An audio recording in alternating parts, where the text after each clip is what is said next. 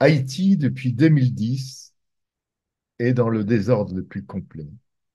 En 2010, il y a eu un séisme épouvantable qui a rasé l'île. Depuis, une guerre des gangs, une guerre des gangs, un président assassiné. Alors Jean, haïtien, témoigne, il est là-bas, en pleine guerre des gangs. Il a le courage de témoigner Bonjour, Monsieur Buffon. Je vous contactais depuis Cap-Haïtien, en Haïti. en C'est Haïti. vraiment un plaisir. Alors, depuis 2010, il y a eu un séisme épouvantable en Haïti. Et depuis, quelle est la situation en Haïti? Bien, depuis les séismes du 12 janvier, eh bien, c'était un drame. C'était un drame national. C'était exactement un drame également de point de vue international. Et toute la communauté internationale s'était mobilisée pour aider Haïti, pour aider à la reconstruction d'Haïti. Mais on comprend bien, 14 ans plus tard, après le séisme du 2 janvier, eh bien, on constate que rien n'a été fait. Donc, les gouvernements, les politiques ont continué avec les mêmes modes opératoires. Eh bien, il y a environ 15 milliards de dollars qui ont été débloqués pour la reconstruction d'Haïti. Mais lorsqu'on constate la situation actuelle, on n'a rien fait. On n'a rien fait. C'est comme si c'est pire que 2012. Si un autre séisme venait à se produire, eh bien, la catastrophe serait beaucoup plus grande. Donc, la situation, je dirais, est pire en Haïti aujourd'hui. Alors, votre président a été, enfin, un de vos présidents a été assassiné en 21, en 2021. Pourquoi? Qu'est-ce qui s'est passé? Puisque l'ancien président Jovenel Moïse était en train de se rapprocher de la Fédération de Russie, notamment à la prise de certaines grandes décisions.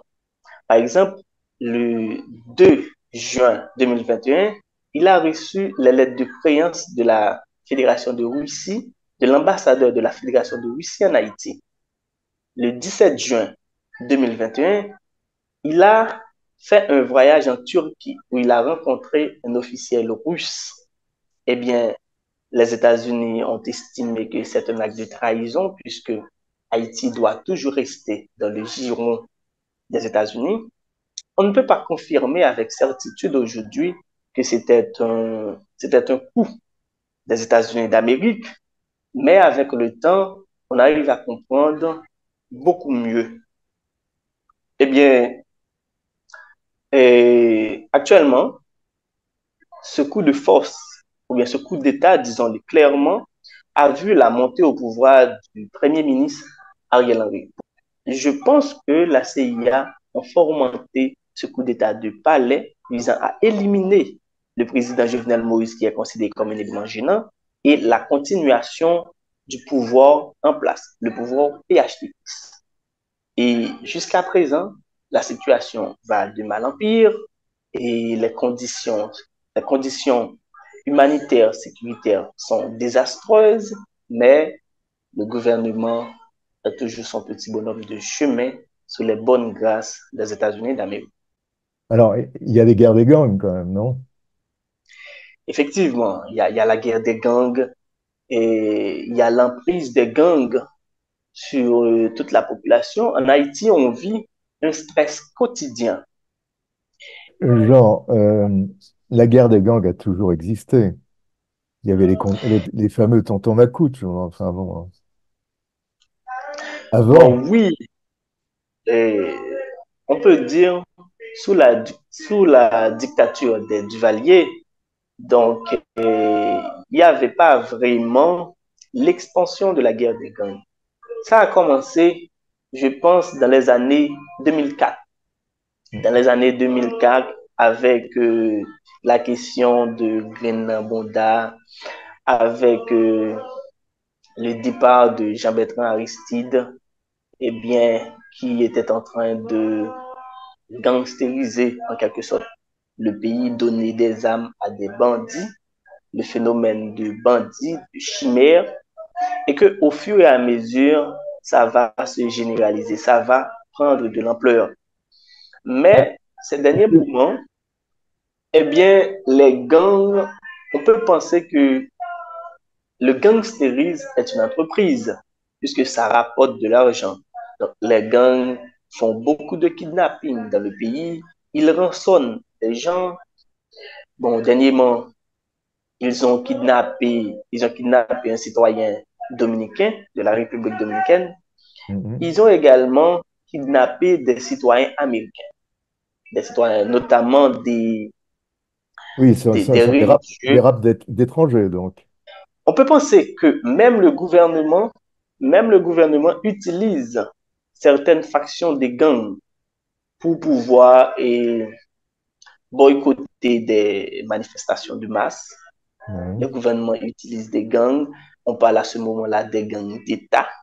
Donc, les gangs qui tuent, Oui, des hommes de qui main, quoi. tirent sur la population pour ne pas rassembler, pour ne pas faire des mouvements de protestation. Mais à un moment donné, on perd le contrôle des gangs. Et à l'heure où je vous parle, le ministre de la Justice en Haïti a déclaré qu'il y a des territoires qui sont des territoires perdus. C'est vraiment grave que le gouvernement, le pays, n'a pas le contrôle sur tout le territoire, le contrôle même sur la capitale.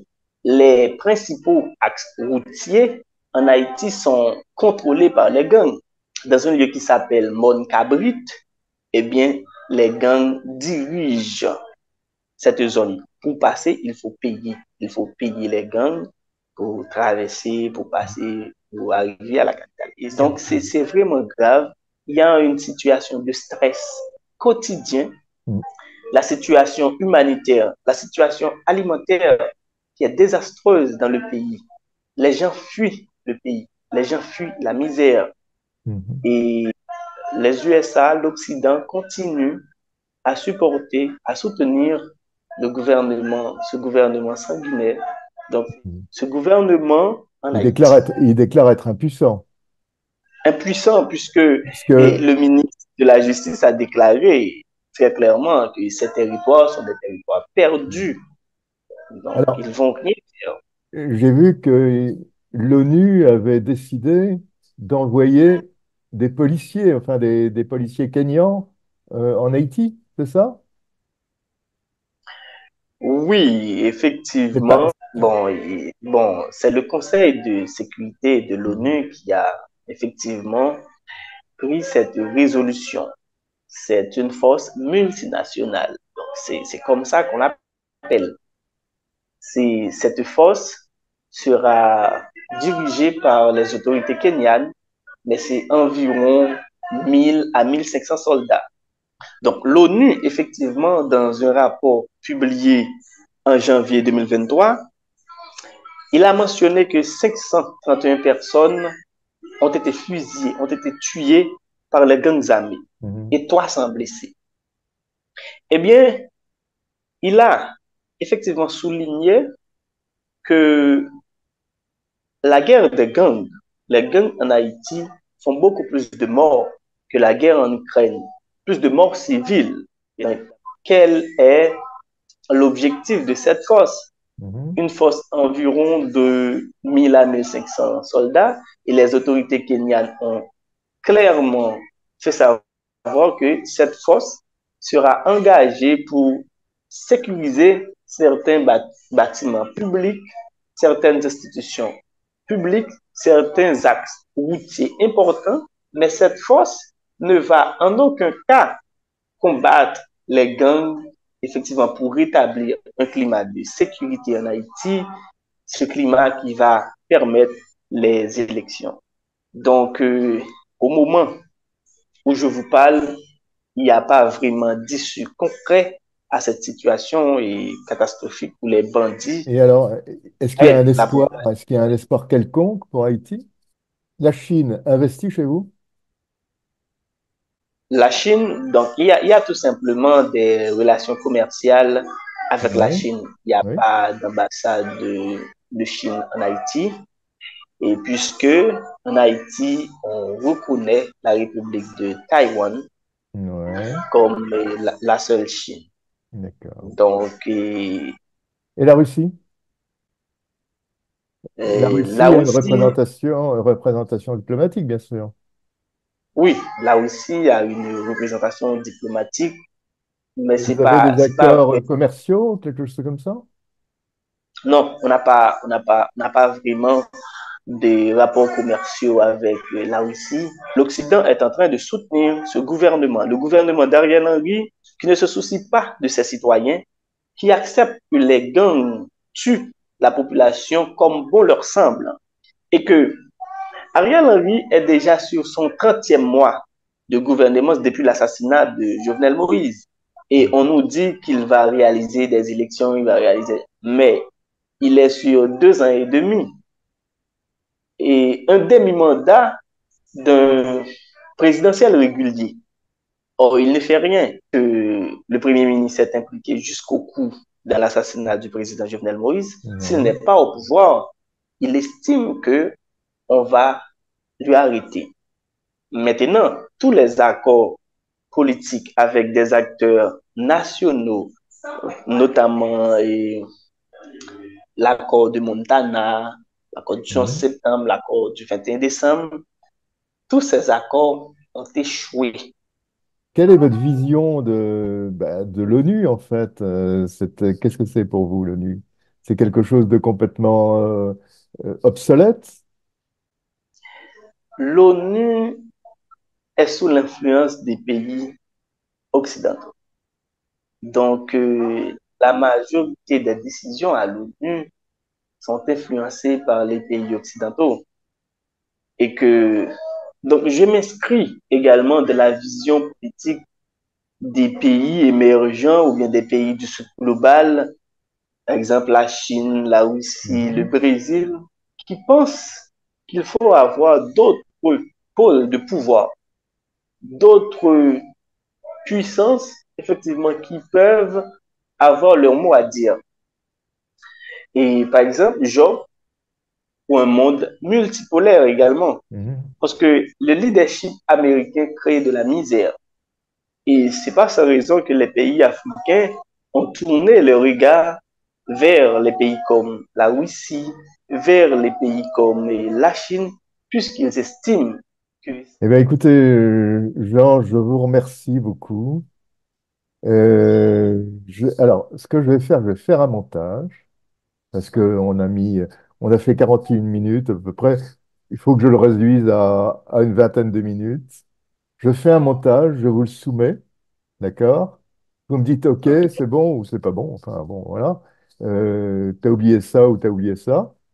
Et puis, à partir de là, je le mets en ligne et on y va. D'accord? C'est moi qui vous remercie. Merci Eh vraiment pour bien, ce bonne chance. privilège qui est maintenant. Très bonne chance. Merci. Salut, Jean. Merci.